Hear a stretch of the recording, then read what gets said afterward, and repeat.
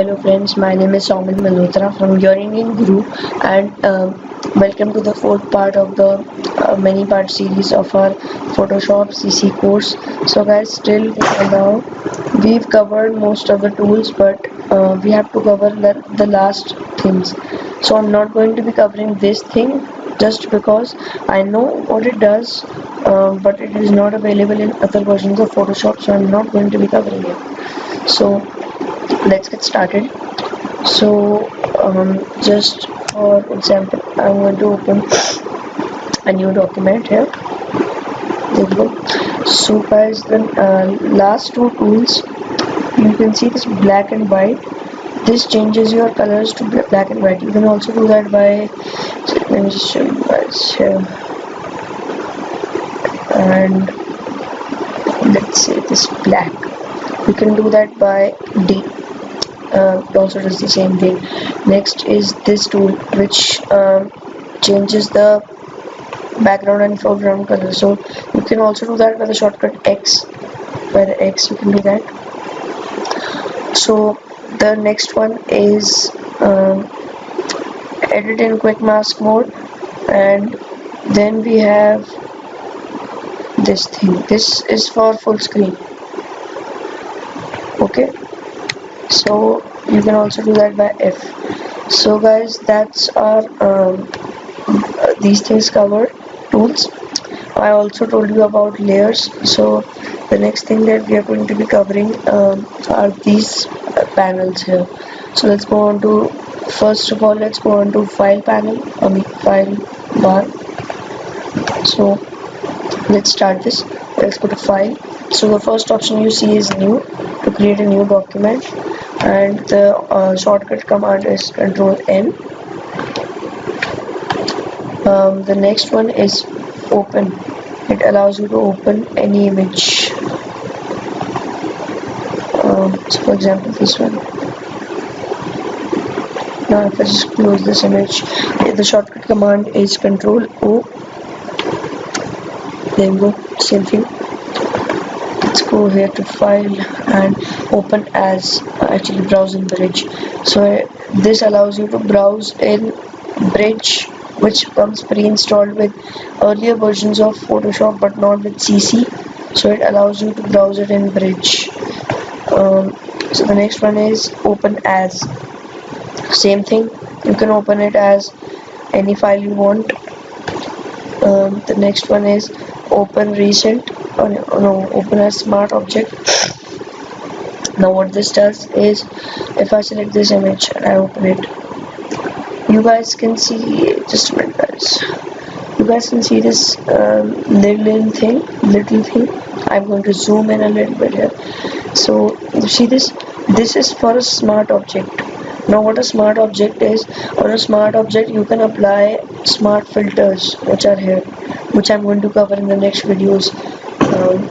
So that's open as smart object. So let's close it. Let's go to the next thing. For this I will have to open a document.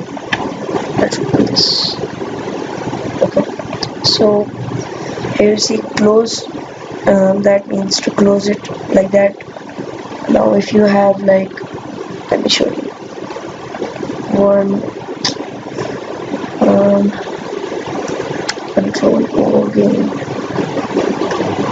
So for example, you have multiple things open. So the next tool is close all. It closes all of the documents open.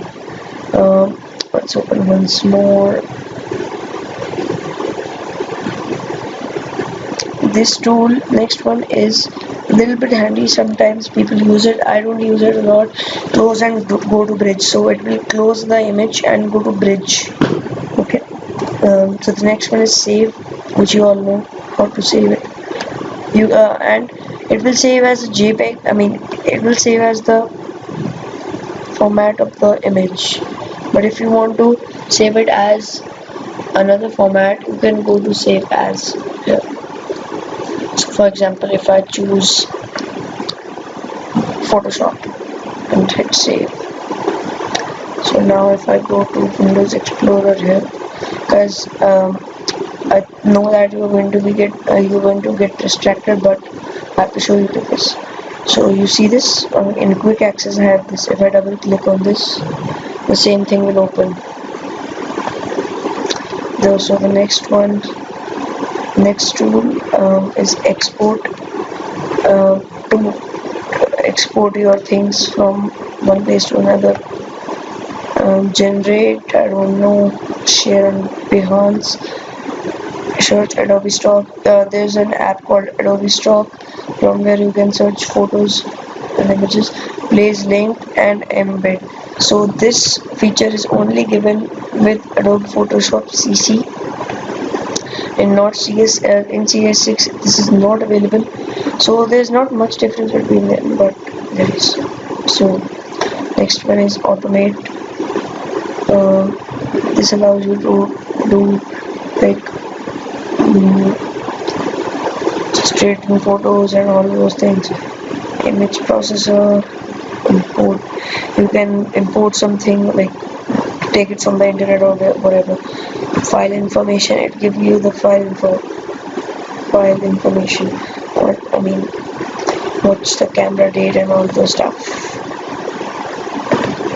So the next tool in our list is print. Print one copy. That only prints one copy. Exit, you all know, you can exit Photoshop. So I'm going to open it again. So guys, that's it for the file menu. In the next video we're going to be taking a look at the edit menu. And guys, one more thing, if you guys want me to do so that if you guys want me to make videos on Windows 7, how to speed up Windows 7 and all those stuffs, please leave a like, because that's the best way you can communicate with me. So till then, bye guys.